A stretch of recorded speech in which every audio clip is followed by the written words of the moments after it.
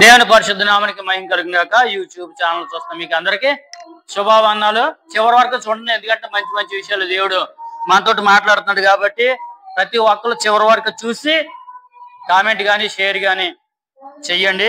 ఎందుకంటే చక్కనైన వాక్యం దేవుడు మీకు అందిస్తున్నాడు కాబట్టి. అదేవిధంగా సంఘస్థులు కూడా మీకు అందరికీ శుభావందనాలు. ప్రతి ఒక్కరికి వాక్యాన్ని శ్రద్ధగా చాలా చక్కగా ఆలకించాలి. ఎందుకంటే దేవుడు మనం మంచి దినాలు ఉన్నాం కాబట్టి ప్రభు అయిన దేవుడు మనతోటి మాట్లాడుతున్నాడు, మనతోటి అనేక విషయాలు చెప్తున్నాడు కాబట్టి ప్రతి ఒక్కరు గమనించవలసిందిగా ప్రభుపేట మనం చేస్తున్నాం. అదేవిధంగా బైబిల్ తెరండి, ప్రతి ఒక్కరు కొత్త నిబంధన గ్రంథం నుండి మత్తయి రాసిన సువార్త 7వ అధ్యాయము 21 నుండి మనం చదువుకుంటే చక్కనైన విషయాలు మనకి తేటగా ఇక్కడ తెలియపరుస్తున్నాడు. ఎవరండి? మత్తయి గారు తెలియపరుస్తున్నాడు ఇక్కడ చక్కనైన విషయాలు. ఎందుకంటే ఇది తీర్పు గురించి చెప్తున్నాడు మాట. దేవుడు తీర్పు గురించి చెప్తున్నాడు. యేసుక్రీస్తు పలికిన ప్రతి మాటలో మత్తయి అన్న ఆయన ఏం చేశాడంటే రాయడం జరిగింది. ఇక్కడ చూడండి 21 నుండి 29 వరకు మనం చదువుకుంటే ప్రభా ప్రభా అని పిలిచేవాడు ప్రతి వాడును పరలోక రాజ్యం చేరగాని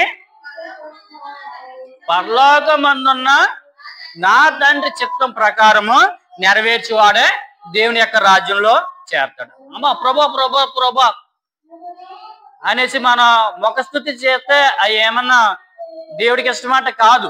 మనం ముఖస్థుతి ఎప్పుడు చేయకూడదు. ఎందుకంటే చాలా మంది ఏం చేస్తారంటే ముఖస్థుతి చేస్తున్నారు.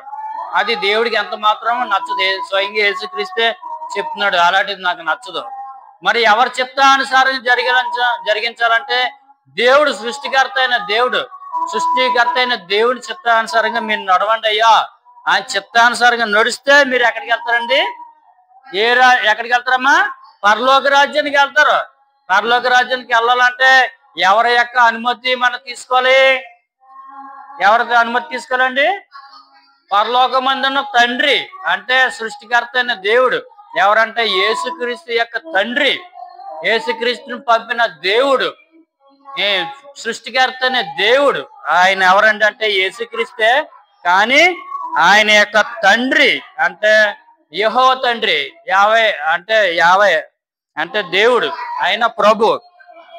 కాబట్టి మీరు చక్కగా దేవుని యొక్క తీర్పులోనికి రాకుండా ఏం చేయాలంటే దేవుని యొక్క మాటలు మనం విని దేవుని చిత్తానుసారంగా మనం జరిగిస్తే మన పరలోక రాజ్యంలో చేరతామని చెప్తున్నారు. కొంతమంది చాలా మంది ఉన్నారు, క్రైస్తవులు ఉన్నారు, చాలా మంది విశ్వాసులు ఉన్నారు, కొంతమంది అవిశ్వాసుల కింద ఉన్నారు.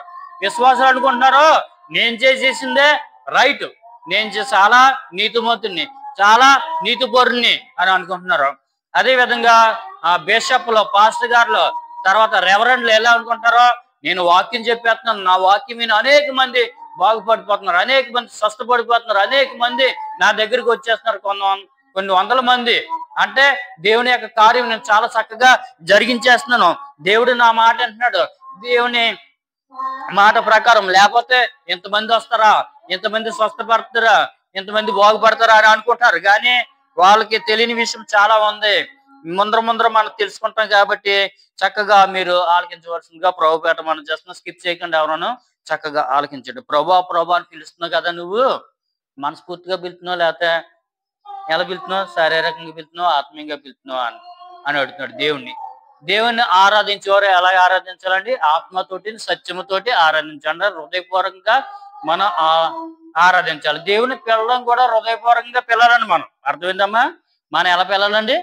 హృదయపూర్వకంగా పిల్లాలి. మామూలుగా శారీరకంగా అంటే ముఖస్థుతి చేసినట్టు మనం దేవుని పిలిస్తే దేవుడు ఆలకించడం మన ప్రార్థన. కాబట్టి చక్కగా మీరు చదవలసిందిగా తర్వాత చదవండి. ఆ దినమందు అనేకులు నన్ను చూసి ప్రభా ప్రభా మేము నీ నామమును ప్రవచించలేదా, నీ నామమున దెయ్యం వెళ్ళగొట్టలేదా, నీ నామమున అనేకమైన క్రియలు మేము చేయలేదా అని చెప్తారు. ఇక్కడ ఏమంటున్నారండి? బిషప్లు అడుగుతున్నారు, రెవరెండ్లు అడుగుతున్నారు, పాస్టర్ గారులు అడుగుతున్నారు, అలాగే సేవకులు, సువార్త గాయకులు అందరూ, సువార్త పరిచయం చేసే వారు అందరూ అడుగుతున్నారు, ప్రభా నీ నామమును బట్టి మేము ప్రవచించలేదా, అనేకమైన సభలే ఏర్పాటు చేసాం ప్రభా, అనేక మందిని మేము పిలిచాం ప్రభా, అనేక మంది దగ్గరికి వెళ్ళి మేము మాట్లాడడం ప్రభా, అనేకమైన డబ్బులు వెచ్చించాం నీ నామను బట్టి, గొప్ప గొప్ప వాళ్ళని తీసుకొచ్చాం, అనేక మంది మారారు ప్రభా, ఇలాంటి కార్యాలు అన్ని చేసాం. అదేంటి ప్రభా నువ్వు మాకు వ్యతిరేకంగా మాట్లాడుతున్నావు ఏంటి ప్రభా అని అడుగుతున్నారు. ఇక్కడ చూడండి, ఆ దినమందు అనేకులు నన్ను చూసి, యేసుక్రీస్తుని చూసి అడుగుతారంట, ప్రభా ప్రభా మేము నీ నామమును ప్రవచించలేదా? ప్రవచించడం అంటే జరగబోయే విషయాలు మేము చెప్పలేదా? కొంతమంది అబద్ధ ప్రవక్తలు చాలా మంది ఉంటారండి, వాళ్ళు వస్తున్నారు, చాలా జాగ్రత్తగా ఉండాలి మీరు అని చెప్తున్నాడు యేసుక్రీస్తు. అలాంటి వాళ్ళ మాయలో పడిపోకూడదు మీరు అని చెప్తున్నాడు యేసుక్రీస్తు. ముందర చెప్పేసాడు 2000 సంవత్సరాల క్రితము మీకు చెప్తున్నాడు, మనకు చక్కగా చెప్తున్నాడు. ఇప్పటికి కూడా మనం గ్రహించలేకపోతున్నాం. అసలు జ్ఞానం ఉందా మనకే? లేదంటే లేదు. వివేచన జ్ఞానం అస్సలు లేదు మనకి. కాబట్టి వివేచన జ్ఞానం మనం సంపాదించుకోవాలి. జ్ఞానం అంటే చదవడం వల్ల వచ్చేది. తర్వాత తెలివి అంటే సహజ సిద్ధంగా ఉండేదాన్ని తెలివి అంటారు. అమ్మ తెలుసా మీకు? మనకున్నది తెలివి, కానీ ఆ తెలివిని పెంపొందించడం జ్ఞానం. అంటే చదువు ద్వారా, నేర్చుకోవడం ద్వారా వచ్చేది జ్ఞానం. వివేచన జ్ఞానం అంటే ఏది మంచి ఏది చెడ్డ అది తెలుసుకోవడమే వివేచన జ్ఞానం అంటారు దాన్ని. అది తెలుసుకోవాలి. మనం ఒక పని చేసామంటే దానివల్ల మనకు లాభం ఉందా, ఏదైనా పని చేసినప్పుడు దానివల్ల నష్టం ఉందా, ఇది ఎవరికన్నా ఉపయోగపడుతుందా, ఎవరికి ఉపయోగపడదా, అది జ్ఞానం, వివేచన జ్ఞానం. ఆ జ్ఞానాన్ని మనం సంపాదించుకుంటే మనం అనేకమైన కార్యాలు మనం చూడొచ్చు. అప్పుడు అంటున్నారు పాపం వీళ్ళు ఏమంటారంటే, పాస్టర్ గారులు అంటున్నారు, ప్రభా ఎన్నో ప్రవచనాలు చెప్పాం ప్రభా, అన్ని నెరవేర్పుని, ఇదేంటి నువ్వే కదా మాట్లాడు. తర్వాత నీ నామమును దెయ్యం వెళ్ళగొట్టలేదా? In the name of the Jesus Christ అంటారు. దడేలు అని ఎంత అడిపోయారు, అందరూ పడిపోయారు. దెయ్యాలు పారిపోయి అరుచుకుంటాను. ఇలాగ సిలువు గుర్తేసిన వెంటనే నూనెతోటి అభిషేకం చేసిన వెంటనే దెయ్యాలన్నీ దొల్లేసినాయి కింద. వాళ్ళకింటున్నారా చక్కగానే? దెయ్యాలన్నీ మనం చూస్తున్నాం కదమ్మా, యూట్యూబ్ ఛానల్లో కొన్ని చూడండి ప్రోగ్రామ్స్ చూస్తున్నాం. అక్కడ ఏంటి విడవల్లాడిపోయి అన్ని దెయ్యాలన్నీ వెళ్ళి పారిపోయి, కొంతమంది నేను వెళ్ళను అని చెప్తున్నా కొన్ని దెయ్యాలు, కానీ ఈయన ప్రార్థన చేసినట్టు ఏమవుతుందండి, దెయ్యాలన్నీ పారిపోతుంది. ఇదేంటి ప్రభా నీకున్న శక్తి ద్వారా మేము పొందుకుని ఆ దెయ్యాలన్నీ వెలగొట్టేశాం, నీ నామం అనేకమైన అద్భుతములు చేయలేదా? ప్రభా నువ్వు ఎలాగైతే అద్భుత కార్యాలు చేసావు అలా కూడా మేము చేసాం. బిడ్డలు లేని వాళ్ళకి నీ నామను బట్టి ప్రార్థన చేసినట్టునే బిడ్డలు కలిగారు. గర్భఫలం లేని వాళ్ళకి గర్భఫలం వచ్చింది. నాకు మగబిడ్డ కావాలి ప్రభా నువ్వు ఎవరైనా వచ్చారనుకోండి, మీ నామను బట్టి ప్రార్థన చేస్తే వాళ్ళకి మగబిడ్డ పుట్టారు. కొంతమంది ఆడబిడ్డ కావాలంటే ఆడబిడ్డ పుట్టారు. ఇన్ని కార్యాలు చేసాం, ఇదేంటిది ప్రభా నాకు ఇలా చెప్తున్నావు ఏంటి అని అంటారు. అప్పుడు యేసు ప్రభు గారు ఏం చెప్తున్నారు చూడండి. అమ్మ ఆలకింటున్నారా? చక్కగా ఆలకింటున్నారా? ఆలకించండి అందరూ. ఎందుకంటే దేవుని యొక్క మాటలు చాలా పవిత్రమైనవి, విలువైనవి. జ్ఞానం లేని వాళ్ళ ఏంటి, జ్ఞానం మీకు లేదా? జ్ఞానం సంపాదించుకోండి మీరు వాక్యం విని. కాబట్టి నేను మిమ్మును ఎన్నడనో ఎరగను. మీరు ఎవరయ్యా బాబు? రెవరెన్స్, బిషప్, పాస్టర్స్ ఎవరు మీరు? ఎలాగొచ్చారు మీరు? ఎవరు ఏర్పరిచారు మిమ్మల్ని అని అడుగుతున్నాడు యేసుక్రీస్తు. ఎవరు అడుగుతున్నారమ్మా? నా నామను పెట్టి నువ్వు వచ్చావా? అనేక మంది రప్పించావా? అనేక మంది స్వస్థత చేసావా? దెయ్యాన్ని ఎలగొట్టా నువ్వు? ఎవరు నువ్వు? అమ్మా వాక్యం యేసు ప్రభు మాట్లాడుతున్నాడు.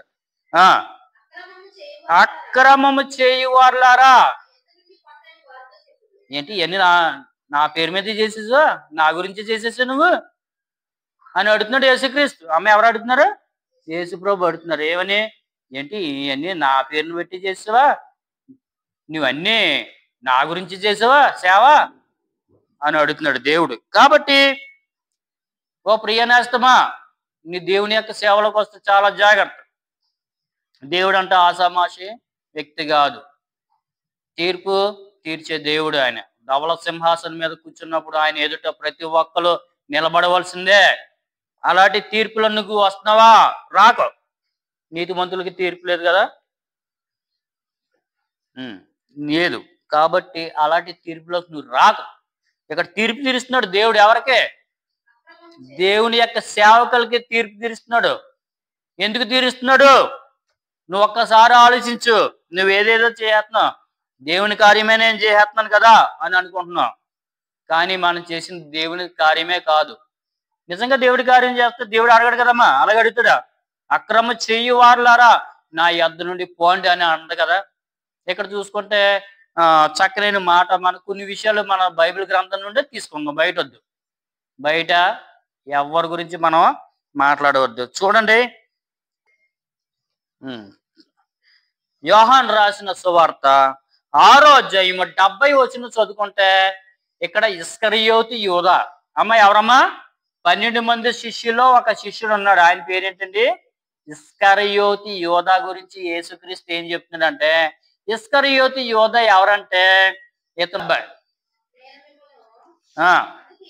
అందుకు యేసు నేను 12 మందిని మిమ్మల్ని ఏర్పరచుకున్నాను కదా, మీలో ఒకడు సాతాను అని వారితో చెప్పాడు. అమ్మ ఎవరమ్మా? సాతాను అంట. అందరూ దేవుడి సేవ చేస్తున్నారు, చేసేవారే అమ్మ, అంతే కదా. అందరూ దేవుని సేవ చేసేవారు, కానీ యథార్థంగా చేసిన వారు కొంతమంది ఉంటారు, డబ్బు కోసం చేసిన వారు కొంతమంది ఉంటారు, కొంతమంది పదవి కోసం చేసేవారు కొంతమంది ఉంటారు, కొంతమంది ఘనత కోసం చేసేవారు కొంతమంది ఉంటారు, కొంతమంది పొగడత కోసం చేసేవారు కొంతమంది ఉంటారు, కొంతమంది వాళ్ళ యొక్క స్వలాభం కోసం చేసేవారు కొంతమంది ఉంటారు. అమ్మ సేవకుల్లో రకాలు ఉంటారు చాలా మంది. జాగ్రత్త మనం గ్రహించాలి. యేసుప్రభు నేను చెప్తలేదు బాబాయ్, నా మీద మళ్ళా లేనిపోని అన్ని పెట్టకండి. యేసుప్రభు గారు చెప్తున్నారు, ముందరికి వెళ్తాం, మనం ఇంకా చదువుకొచ్చి చక్కగానే ఆయన చెప్పడం నేను ఓరిస్తున్నాను. కాబట్టి చాలా జాగ్రత్తగా మనం ఉండవలసిందిగా ప్రభుపేట మనం చేస్తున్న సేవకులారా, మనం కూడా చాలా చక్కగా జాగ్రత్తగా ఉండి దేవుని యొక్క సేవలో ముందుకు వెళ్దాం. అనేక మందిని దేవుని యొక్క పరలోక రాజ్యం తీసుకెళ్తాం. కాబట్టి దేవుడు వాక్యాన్ని మనం చక్కగా వెదజల్లుదాం. వాళ్ళ యొక్క హృదయాల్లో వెదజల్లినప్పుడు వాళ్ళ 30 తంతులు 60 తంతులు 100 తంతులు వాళ్ళు ఫలిస్తారు. అందుకే యేసు నేను మిమ్మల్ని పండుగని ఏర్పరచుకున్న లేదా, మీలో ఒకడు సాతాను అని వారితో చెప్పాను. ఈ ఇస్కరియోతు యూదా ఏం చేస్తున్నాడంటే, వీడి పని ఏంటంటే దొంగ. వీడు దొంగ, అన్ని దోచేసుకుంటూ ఉంటాడు, సంచిలో వేసుకుంటూ ఉంటాడు. వీడికి డబ్బు ఆశ ఎక్కువ. అమ్మ డబ్బు ఆశ ఉన్న వాళ్ళు ఏం చేస్తారండి? ఏం చేస్తారమ్మా? డబ్బు ఆశ ఉన్న వాళ్ళు దేవుని సేవకు వచ్చేస్తారు. ఎందుకంటే ఏమి కష్టపడడం లేదు. దేవుని సేవ అలాంటిదంటే చాలా సులువైంది. ఏం కష్టపడ 4 నోటి మాట ఉంటే సరిపోద్ది. ఏమంటే సరిపోద్ది? నోటి మాట ఉంటే సరిపోద్ది. అది చక్కగా కాసుకుంటే ఎంతమందినన్నా మనం ఏర్పరచుకోవచ్చు. చక్కగా నోటి మాట ద్వారా మనం అనేక మందిని ప్రపంచాన్ని తిప్పేయవచ్చు. కాబట్టి ఈడు ఏం చేశాడంటే యేసుప్రభు గారిని అమ్మేయడానికి ట్రై చేస్తున్నాడు అన్నమాట. డబ్బాస్ కదా, యేసుప్రభు గారిని పట్టించడానికి యేసుప్రభు గారిని అమ్మేయడానికి ట్రై చేస్తున్నాడు. ఎందుకంటే ఆల్రెడీ బందిపోటీడు, ముఠాలో తిరిగినోడు ఏం చేస్తున్నాడంటే దేవుని యొక్క మాటలకు ఆకర్షితుడే వచ్చి దేవుడు 12 మంది శిష్యులు ఒక శిష్యుడిగా ఆయన తిరుగుతూ ఏం చేస్తాడు? దేవుడి వెనకాల తిరుగుతూ అన్ని దోచుకుంటూ అన్ని స్వలాభం కోసం అన్ని సంపాదించుకుంటున్నాడు. యేసుక్రీస్తుని ఈ శాస్త్రులు పరిచర్లు సర్దుకాయలు అందరినీ యేసుప్రభు గారిని పట్టుకోవడానికి ట్రై చేసినప్పుడు వాడికి ఇతను హెల్ప్ చేస్తున్నాడు అనమాట. అంటే వెన్నుపోటు పొడుస్తున్నాడు. ఈ లోకంలో చూడండి, తండ్రికి కొడుకు ఎన్నుపోటు, బావకి బామద్దు ఎన్నుపోటు, మామగారికి అల్లుడు వెన్నుపోటు. ఇలాంటి ఎన్నుపోట్లు ఉన్నాయి కదా. అమ్మ ఎన్నుపోటు అంటే ఏంటమ్మా? దోసుకోవడం. ఈ విధంగా వెన్నుపోట్లు పొడిచేవాడు వెనకలోడు. యేసుప్రభు గారికి వెన్నుపోటు పొడిచేసాడు. తర్వాత 71 సీమోను ఇస్కరియోతు కుమారుడైన యోధా 12 మందిలో ఒక్కడై ఉండి ఆయన అప్పగించబోచుండెను గనుక వానిని గూర్చి ఆయన ఈ మాట చెప్పాను. యేసుప్రభు గారిని నమ్మేయడానికి ఆయన సిద్ధంగా ఉన్నాడు. కాబట్టి దేవుడికి తెలదా? దేవునికి అసాధ్యమైనది ఏమన్నా ఉందా? మరుగైన చోటు ఏమీ లేదు. ఆయనకి సమస్తము తెలుసు. కాబట్టి దేవాది దేవుడు సృష్టించిన దేవుడికి తెలీదా ఎవరి మనసులో ఏమనుకుంటున్నారు, ఎవరి మనసులో ఏముందో, ఎవరి మనసులో ఏమి చేయగలరో, ఎవరు పరలోక రాజ్యం వెళ్ళగలరో, ఎవరు పరలోక రాజ్యం వెళ్ళలేరో దేవునికి తెలుసు. అదే విధంగా ఇంకో మాట చూసుకుందాం. యేసుప్రభు గారి దగ్గర ఉన్న వ్యక్తులే ఈ విధంగా ఉన్నారు. తర్వాత మత్తయి సువార్త 24వ అధ్యాయము 37 నుండి మనం చదువుకుంటే ఇప్పుడు సమస్త జనులు ఆయన ఎదుట పోగు చేయబడుదురు. ఆమె ఎవరమ్మా? అందరూ జాగ్రత్తగా అబ్జర్వ్ చేయండి. ఇదే మీకు ముఖ్యం, చాలా జాగ్రత్తగా మీరు అబ్జర్వ్ చేయాలి. గొల్లవాడు మేకల నుండి గొర్రెలను వేరుపరిచినట్లు ఆయన వేరుపరిచి, అక్కడ ఏం చేస్తాడండి దేవుడు? టక్ టక్ టక్ అని దేవదూతలకే ఆజ్ఞాపించినప్పుడు దేవదూతలు అందరూ వేరుపరిచేస్తాడు. తన కుడి వైపున గొర్రెలను ఎడమవైపున మేకలను నిలబెడతాడు. నిలబట్టి దేవుడు ఏం చేస్తున్నాడంటే, అప్పుడు 34 చదవండి. అప్పుడు రాజు తన కుడివైపున ఉన్న వారిని చూసి తండ్రి చేత, ఆమె జాగ్రత్త, ఒక్కొక్క మాట ఆలోచించాలి. ఆశీర్వాదించబడిన వారులారా అన్నాడు దేవుడు. ఎవరితోటి? సృష్టికర్త అయిన దేవుడు యెహోవా తండ్రితోటి ఆశీర్వదించబడిన వారులారా రండి, లోకము పుట్టినది మొదలుకొని మీ కొరకు సిద్ధపరచబడిన రాజ్యమును, పరలోక రాజ్యం ఆల్రెడీ మీకోసం సిద్ధపరచబడింది, ఎప్పుడో ఉంది, మీకు తయారు చేసి ముస్తాబైంది. రాండి, దాన్ని స్వతంత్రం చేసుకోండి. మీరు నా దగ్గరికి వచ్చేయండి, నా మహిమలోకి వచ్చేయండి, మీరందరూ నా దగ్గరికి వచ్చి నన్ను స్తుతించి ఆరాధించడండి చెప్తున్నాడు. అప్పుడు అంటున్నాడు మాట, నేను ఆకలి కొంటిని మీరు నాకు భోజనం పెట్టితిరి, దప్పికొంటిని నాకు దాహమిచ్చితిరి, పరదేశిని ఉంటిని నన్ను చేర్చుకుంటిరి, దిగంబరనై ఉంటిని నాకు బట్టలు ఇచ్చితిరి, రోగినై ఉంటిని నన్ను చూడవచ్చితిరి, చెరసాల్లో ఉంటిని నా యొద్దకు వచ్చితిరని చెప్పును. ఇక్కడ దేవుడు ఏం చెప్తున్నాడంటే, వీళ్ళందరిని పోగేసి దేవుడు ఏం చేస్తున్నాడంటే అంటున్నాడు, దేవుడితో ఆశీర్వదించబడిన వారులారా అంటే దేవుని నామను బట్టి రక్షణ పొంది బాప్తిసం తీసుకుని నూతనమైన హృదయాన్ని, నూతనమైన వస్త్రాలు ధరించుకుని ఉన్న వారులారా రాండి అని చెప్తున్నాడు. వాళ్ళకి వచ్చారు. వచ్చిన వెంటనే ఆయన అంక చూస్తున్నారు. చూసినప్పుడు దేవుడు అంటున్నాడు, ఏమంటున్నాడంటే, నేను ఆకలిగొంటిని చెప్తున్నాడు వాళ్ళకి. మీరు ఎందుకు పరలోక రాజ్యం మీకు ఇస్తున్నాను, సిమోన్ గారు, మీకు ఎందుకు నేను పరలోక రాజ్యం ఇస్తున్నా అంటే, మీరు ఏం చేశారంటే నాకు నచ్చింది ఆ పద్ధతులు. ఏంటి అంటున్నాడు, నేను ఆకలిగొంటిని మీరు నాకు భోజనం పెట్టారు, నేను చాలా ఆకలిగా ఉన్నాను, మీ దగ్గరికి వచ్చాను, అమ్మా కొద్ది బోవు అంటే ఎట్టమ్మా అని అంటే ఏం చేశారు, మీరు నాకు మనసు కరిగింది, ఆహారం పెట్టారు, కూర్చోబెట్టి చక్కగా ఆతిథ్యం ఇచ్చారు, అతనికి చక్కగా మాట్లాడారు అతనితోటి. రెండో విషయం, నేను దప్పికొంటిని నాకు దాహం ఇచ్చితిరి. నేను శారీరక విషయంగా చెప్తున్నాను, ఆత్మీయ విషయంగా కూడా దీన్ని 2 విధాలుగా మనం చెప్పవచ్చు. కొంతమంది వచ్చారు, దాహం వచ్చారు, వాళ్ళకి ఏం చేశారంటే మంచినీళ్ళు ఇచ్చి, అమ్మా ఎంతో ఎండలో వచ్చావు, నువ్వు అలసిపోద్దా, మంచినీళ్ళు తాగిల్లమ్మా అని మంచినీళ్ళు ఇచ్చారు. పరదేశినే ఉంటేని, ఆడికి బట్ట లేదు, ఏమీ లేదు, గృహం లేదు, ఏదో ఊరు నుండి వచ్చాడు, వచ్చి అలాగలా తడుముకుంటున్నప్పుడు ఏం చేశారంటే, రా బాబు నా ఇంట్లోకి రా, వచ్చి మా ఇంట్లో పడుకో, ఒక రూము ఖాళీగా ఉంది ఆడికి ఏమి ఇచ్చారు, షెల్టర్ ఇచ్చారు.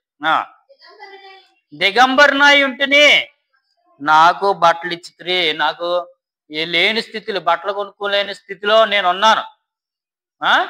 అలాంటి టైంలో మీరు ఏం చేశారంటే చక్కగా మీ దగ్గర ఉన్న బట్టలు ఇచ్చారు, నాకు ఇచ్చి సైజ్ సరిపోయినా బెల్ట్ ఇచ్చి అవన్నీ ప్యాంట్ వేసుకోమన్నారు.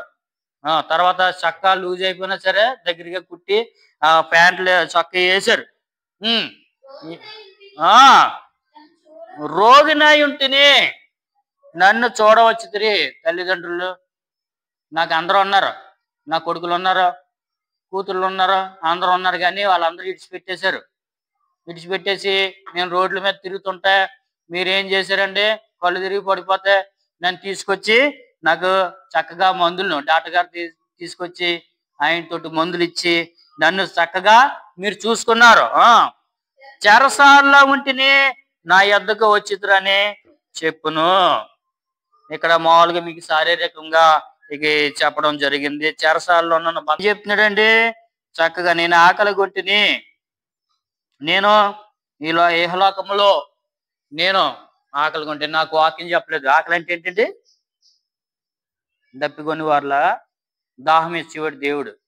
ఆ దేవుని వాక్యం ఏంటండి? ఆహారం. అమ్మ ఏంటమ్మా? జీవాహారమై ఉన్నది దేవుని యొక్క వాక్యం. అంటే మనం ఎవరి దగ్గరికి వెళ్ళి వాక్యం చెప్పలేదంట మనం. వాళ్ళకి ఆ మనశ్శాంతి లేకుండా ఉన్నవారికి మనశ్శాంతిని మనం ఇవ్వలేదు. దేవుని యొక్క వాక్యం చెప్పకుండా మనము దేవుని యొక్క సందేశం చెప్పకుండా వారు నరకలోకం వెలుగులాగా మనం చేసాం. కానీ మీరేం చేశారు? దేవుని వాక్యం చెప్పి పత్రికలు పంచి అవి పెంచి ఈ పెంచి వాళ్ళకి సమృద్ధమైన జీవాహారాన్ని మీరు అందించారు, జీవ జల ఓటల్ని వాళ్ళకి తాగించారు అనేసి ఇక్కడ చెప్పడం జరుగుతుంది. తర్వాత పరదేశినే ఉంటేనే నన్ను చేర్చుకుంటారు. పరదేశినే వేరే అంటే అన్యులను. పరదేశం అంటే ఏంటి? మన కానీ మన జనం కానీ జనులను అంటే అన్యులను నువ్వు మార్చావు. అనేకమైన కులము గోత్రము అన్ని ఉన్నా నువ్వు దేవుని యొక్క వాక్యం చెప్పి వాళ్ళని ఏం చేసావు? వాళ్ళని నరకలోకంలో వెళ్ళిపోతున్న వారిని నువ్వు ఏం చేసావు అంటే చక్కగా వాళ్ళని మార్చావు. దిగంబరునాయ్ ఉంటిని, నీ దగ్గర నుండి ఎవడంటే సాతాను గాడు ఏం చేశాడండి? మహిమ గల వస్త్రాలని దొంగిలించాడు. అమ్మ అంతే కదా, పరలోక రాజ్యం దొంగిలించాడు. వాడు ఎలా దొంగిలించాడు? ఆదమావు గారిని మోసం చేసి వాడు ఏం చేసి మరణము వచ్చేలాగా చేశాడు. అలాంటి మనం ఏం చేస్తున్నాం అంటే దిగంబరులు అయిపోతున్నాం, వస్త్రము లేకుండా. అమ్మ తల్లి గర్భం నుండి ఎలాగొచ్చాం? మనం బట్టలు వేసుకున్నామా? సిమన్ గారు ఎలాగొచ్చండి? ఇలాగ మెల్ల చైన్లు వేసుకుని మొలకేం బంగారం మొలతాడు వేసుకుని, ఆడపిల్ల అయితే పట్టీలు వేసుకుని వచ్చింది బయటికి. ఎలాగొచ్చామా? దిగంబరిగా వచ్చాం. తల్లి గర్భం ఉంటుంది. నాకు బట్టలు ఇచ్చితిరి, రోగినై ఉంటుంది, రోగినై ఉన్నాను. అనేకమైన రోగాలతో నేను ఉన్నాను, చీకటిలో ఉన్నాను నేను. నన్ను ఏం చేశారండి? నన్ను చూడవచ్చితిరి. అయ్యో నమ్ముకోవే, దేవుని నమ్ముకో అని నాకు చక్కగా చెప్పారు. ఎందుకంటే నేను ఎలాగున్నానండి? దేవుడికి దూరంగా ఉన్నాను. అనేకమైన దెయ్యాలు నాలో ఉన్నాయి, అనేకమైన వ్యసనాలు నాలో ఉన్నాయి.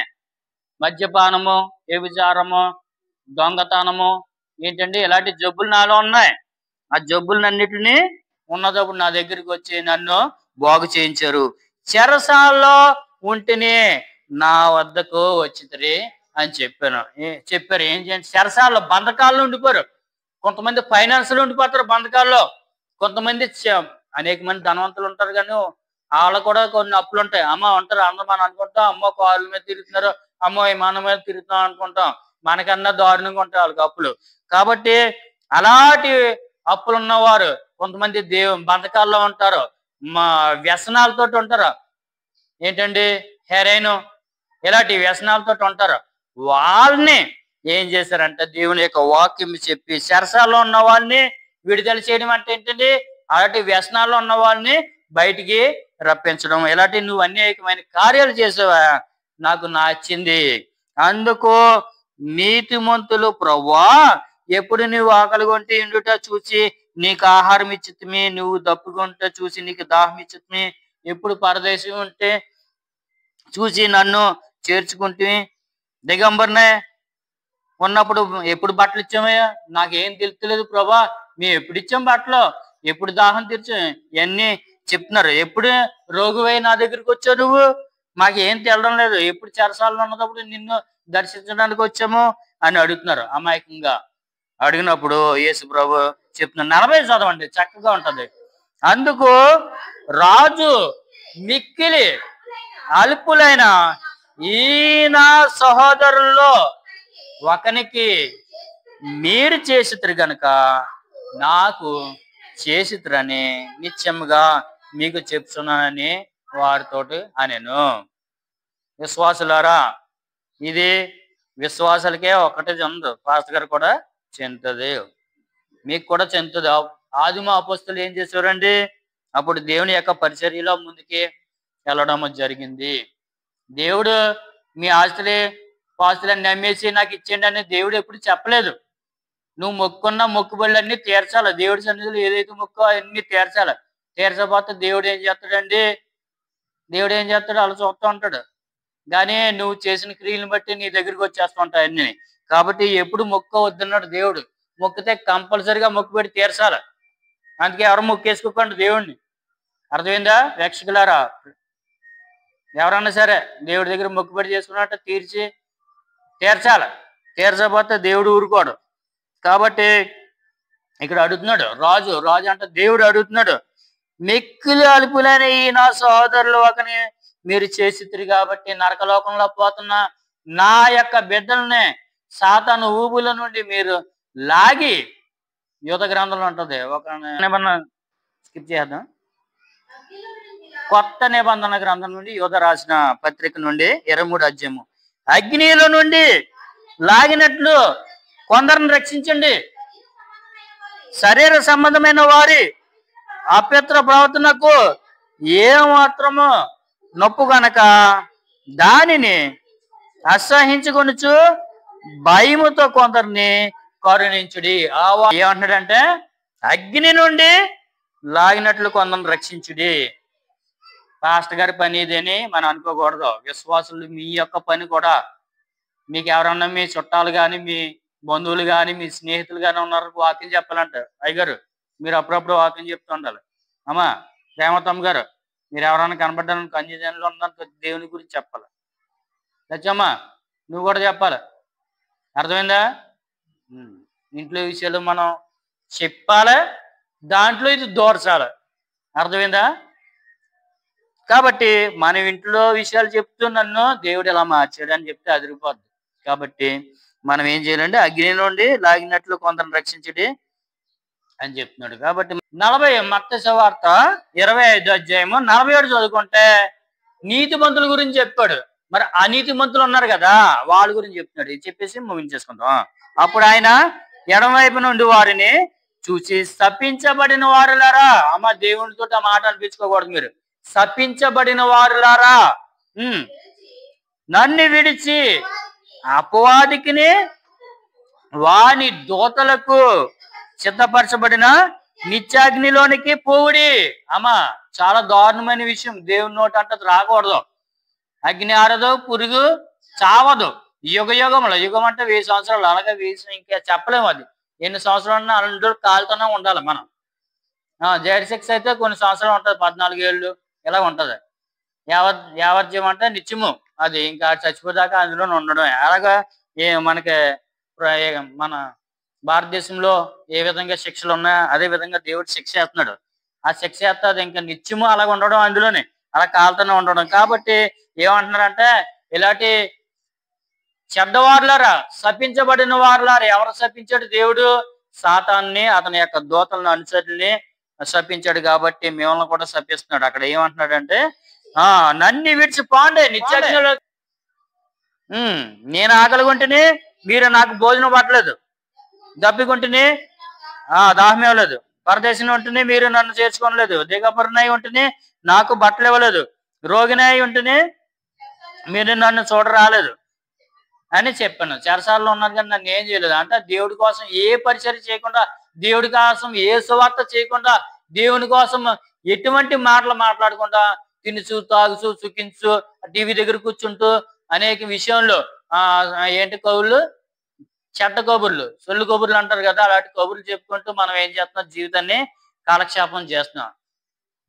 ఇలాంటి వారికి అంటున్నాడు దేవుడు. ఏమంటున్నాడు అంటే శపించబడిన వారులారా, మీరు నా కోసం ఏమి చేయలేదు, అందుకు పోండి, నరక లోకంలో పోండి అంటున్నారు. ఎప్పుడు ఎన్ని చేసాం ప్రభా, ఎప్పుడు ఏంటి అన్ని మేము చేస్తున్నాం కదా ఏంటి అన్నప్పుడు దేవుడు ఏమంటాడంటే 45 చదివితే, అందుకు మిక్కిలి అల్పులైన వారిలో ఒక్కనికైనా మీరు అలాగే చేయలేదు గనక నాకు చేయలేదని వారితో చెప్పిన విశ్వాసులారా, మీకు కూడా బాధ్యత ఇచ్చాడు దేవుడు. ఆదిమ అపొస్తలులు అయితే వాళ్ళ ప్రతి దిక్కునికి ప్రతి చోటకి వెళ్ళి వాళ్ళ ఆస్తులు అమ్ముకుని వాళ్ళు ఏం చేస్తారంటే దేవుని సువార్త సేవలో ముందరకెళ్ళి అనేక మందిని మార్చారు. మీరెప్పుడు మారుస్తారు? మీరెప్పుడు తీసుకొస్తారు దేవుని సన్నిధికి? పాస్టర్ గారు పని ఏంటండి? గొర్రెలను మేపడమే. ఆయన కండో గొర్రెలు ఎవరు కనాలి? మీరు కనాలి. సంఘం కనాలి. గొర్రెల్ని పిల్లల్ని ఎవరు పెట్టాలి? సంఘం పెట్టాలి. అందుకే ఆయన అల్పులైన వీరిలో ఒకరికైనా మీరు అలాగ చేయలేదు కనుక నాకు చేయలేదని మీతో నిశ్చయంగా చెప్తున్నాను. అనేక మంది నశించిపోతున్నారు. ఒకరితోనే మాట్లాడవా? ఒకరితోనే సువార్త సేవ చెప్పవా? ఓ విశ్వాసి, నువ్వు రక్షించబడ్డావు. అనేక మంది నరకలోకంలో వెళ్ళిపోతున్నావు. కనీసం మీ ఆయనన్న మార్చావా? కనీసం మీ పిల్లలన్న మార్చావా అని అడుగుతున్నాడు దేవుడు. అర్థమైందా?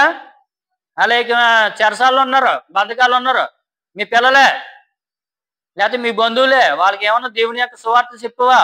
నా గురించి ఏమన్నా మాట్లాడవా అని దేవుడు అడుగుతున్నాడు. అర్థమైందా మీకు? మీరు ఏం చేయలేదు. ఏంటంటే చక్కగా తినేసి చక్కగా పడుకుంటూ టీవీలు చూస్తే ఇలాంటి చేస్తున్నారు అని అడుగుతున్నాడు. వీరు నిత్య శిక్షకును, నీతిమంతులు నిత్య జీవనకు పోదురు. మీ స్థితిని చూస్తే ఎలాగుంది?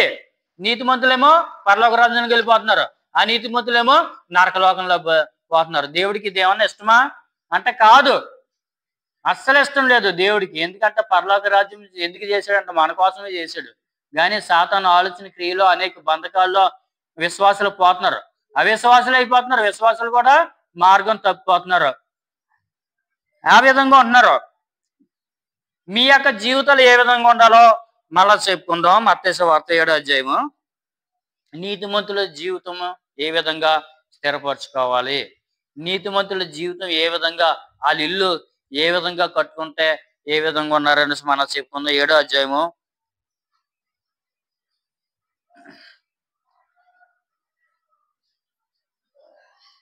20 నుంచి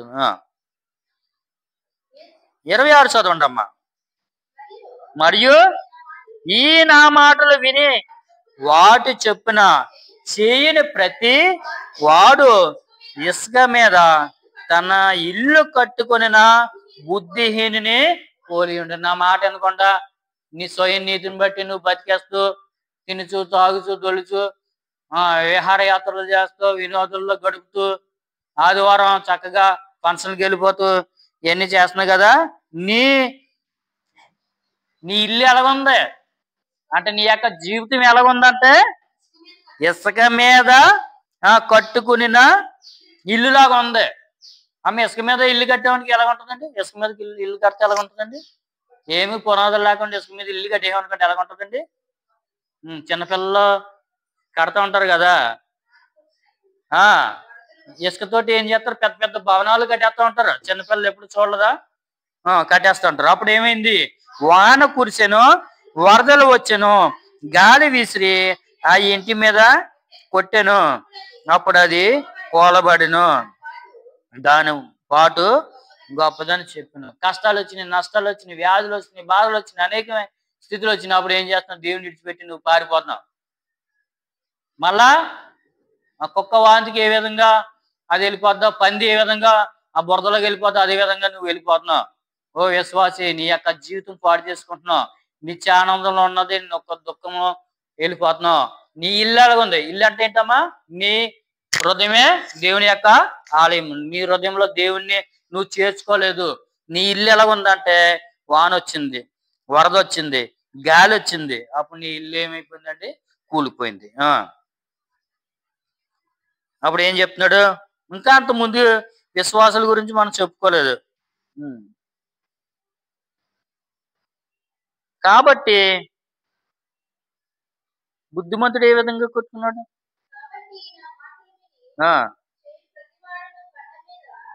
అదేనమ్మా 24 చదువుకుందాం.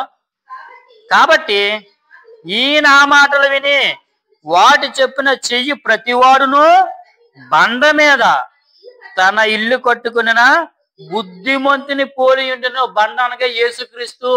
యేసుక్రీస్తుని ఆధారం చేసుకుని మన ఇల్లు కట్టుకుంటే ఎలా ఉంటదండి?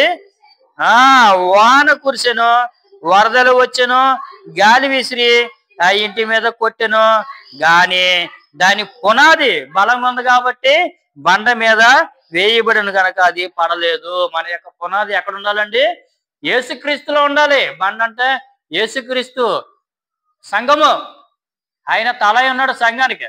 కాబట్టి మన ఇల్లు ఎక్కడ కట్టుకోవాలి? యేసుక్రీస్తు మీద మన ఇల్లు కట్టుకుంటే, అంటే యేసుక్రీస్తుని మనం వదలకుండా ఆయన మీద ఆధారపడి జీవిస్తే మన యొక్క జీవితం మీద కష్టాలు వచ్చినాయి, నష్టాలు వచ్చినాయి, వ్యాధులు వచ్చినాయి, బాధలు వచ్చినాయి. యోబు గ్రంథం చూసుకుంటే యోబు ఏ విధంగా తట్టుకున్నాడో ఆ విధంగా నువ్వు తట్టుకుంటే ఏం చేశాడంటే దేవుడు రెట్టింపు ఆశీర్వాదం, రెట్టింపు ఆస్తిని, రెట్టింపు ఆ మహిమ, ఘనత ఇవ్వడం జరిగింది. కాబట్టి ఓ విశ్వాసి, యూట్యూబ్ ఛానల్ చూస్తున్న వీక్షకులారా, మీ యొక్క జీవితం, నీ యొక్క ఇల్లు ఎక్కడ కట్టుకున్నావు అది ఒక్కసారి ఆలోచించుకుని నీ ఇల్లును బండ మీద, యేసుక్రీస్తు మీద నువ్వు కట్టుకుంటే నీ యొక్క జీవితమే మారిపోద్ది. దేవుడు నిన్ను ఘనపరుస్తాడు, మహిమపరుస్తాడు, ఆశీర్వదిస్తాడు. నువ్వు శాపవంతుడిగా నువ్వు ఎంత మాత్రమో ఉండవద్దు. కష్టాలు వచ్చినా, వ్యాధి వచ్చినా, నష్టాలు వచ్చినా దేవుని హత్తుకుని ఉంటే నీ యొక్క జీవితం చాలా బాగుంటుందని యేసుక్రీస్తు చెప్పడం జరుగుతుంది. కాబట్టి ఈ మాటలు విని దేవుని చిత్తానుసారంగా నువ్వు నడుచుకుంటే నీ యొక్క జీవితం ఆనందముగా, ఉల్లాసముగా, ఉత్సాహముగా, మనోహరంగా ఉంటుందనేసి ప్రభుపేట మనం చేస్తున్నాం. కాబట్టి ఈ పరిశుద్ధమైన మాటలు మన వీటిలో దేవుడు బహుగా దీవించి ఆశీర్వదించును గాక. ఆమేన్.